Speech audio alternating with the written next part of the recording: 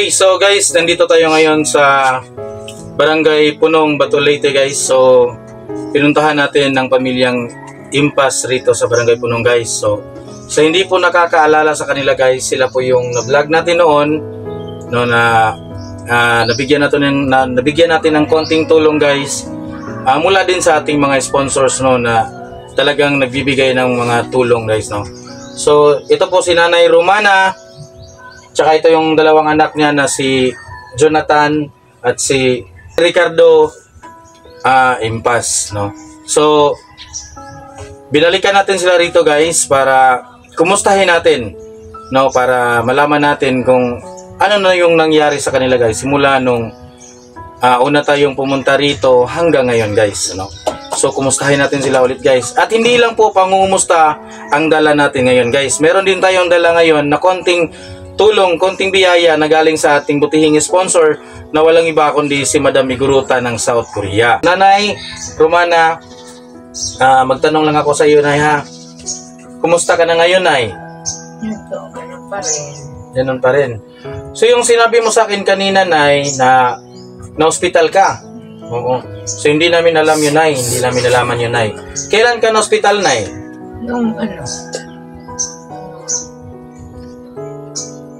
Medyo matagal-tagal na o bago pa lang? Isang buwan pa lang. April 1. April 1. Tapos, kailan ka nakalabas, Nay? Nung sa April. Sa April din. Sa buwan din ng April. So, dinala ka doon sa Hilongos Hospital. So, ano yung naging findings ng doktor, Nay? Ba't na napunta ka ng hospital, Nay? Marami. Marami.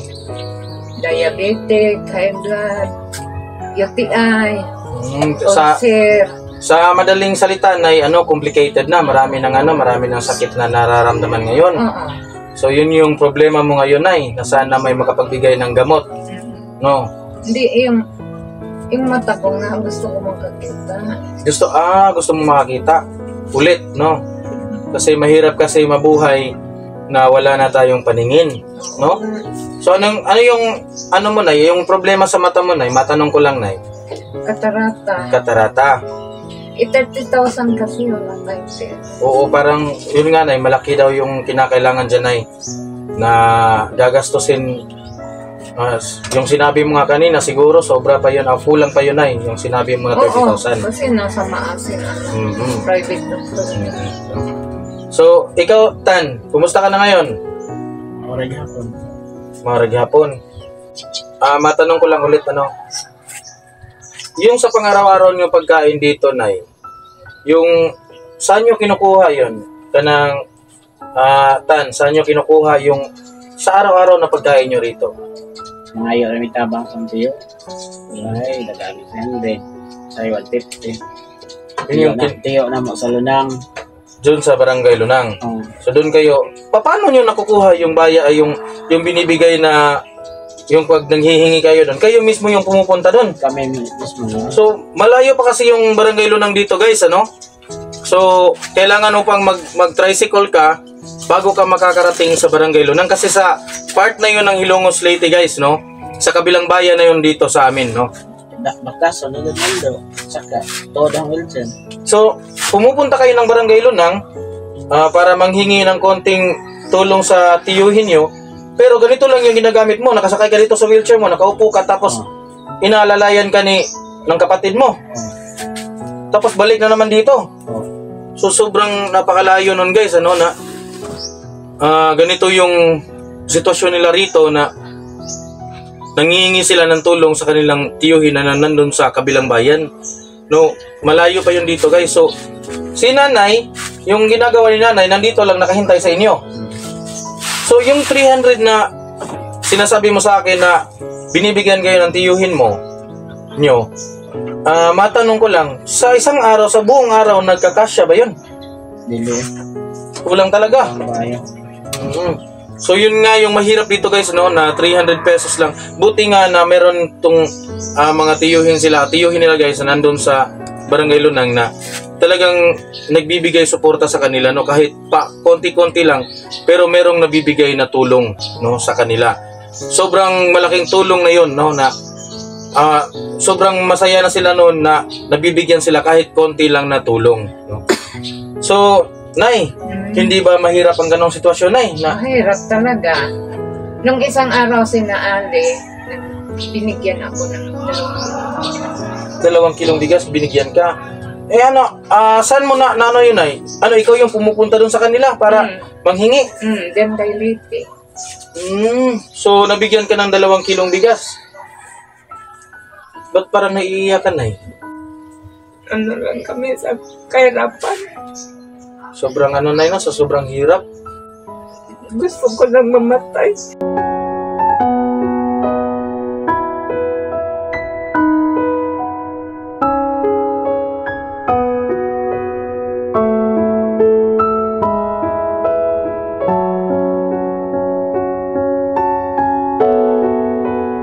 Magdasal sa ating Panginoong Diyos, Nay, na sana may tao talaga makapagbigay ng tulong sa atin, Nay.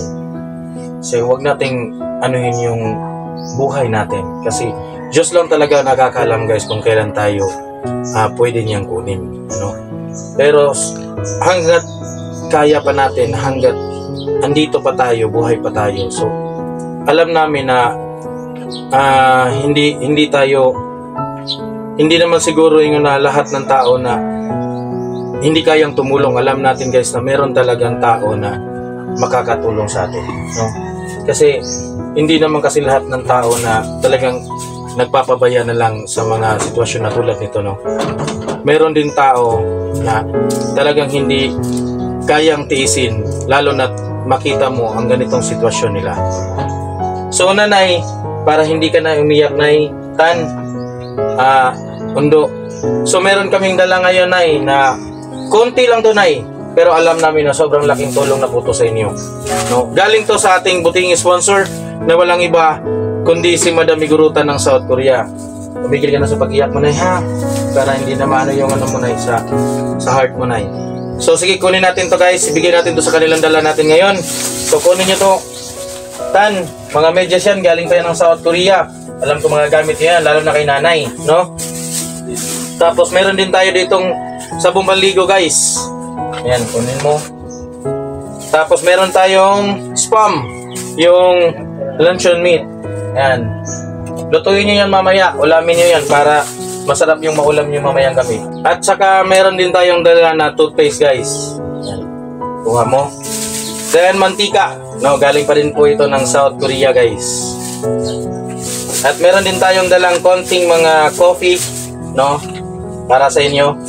So, ipapasok ko na lang sa... hawakan na lang. Ayan.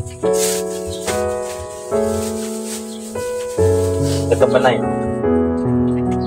At hindi lang po yan yung surprise natin sa kanila, guys, no? Meron pa po tayong dala na ito yung pinaka-importante, guys, no? Na mabigay natin to sa kanila.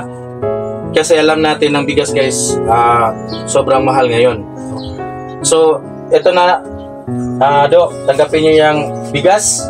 Yan, para sa ingin nyo yan mamaya, Nanay, ha? Para sa inyo yan. So, ayan po, guys, no, nabigay na po natin ang munting sorpresa natin sa pamilyang Impas dito sa Barangay Punong Bato, Leyte, guys. So, once again, maraming salamat po sa ating butihing sponsor, no, na wala talagang sawang nagbibigay ng mga tulong, no, at kasiyahan sa bawat pamilyang nangangailangan dito sa Leyte. Maraming salamat po, Madam Iguruta ng South Korea. So, once again, maraming salamat po. And this is Junler Stonebines. Hanggang dito na lang po tayo, guys. Thank you so much sa panonood ng ating video ngayon na ginagawa. And sana po, paki-subscribe po kami sa aming YouTube channel, guys, at sa Facebook page po natin. And please do hit the notification bell para ma-update po tayo sa lahat po ng mga bagong videos na i-upload natin sa Facebook and sa YouTube channel. So once again, thank you so much, guys, and bye-bye, guys. Thank you!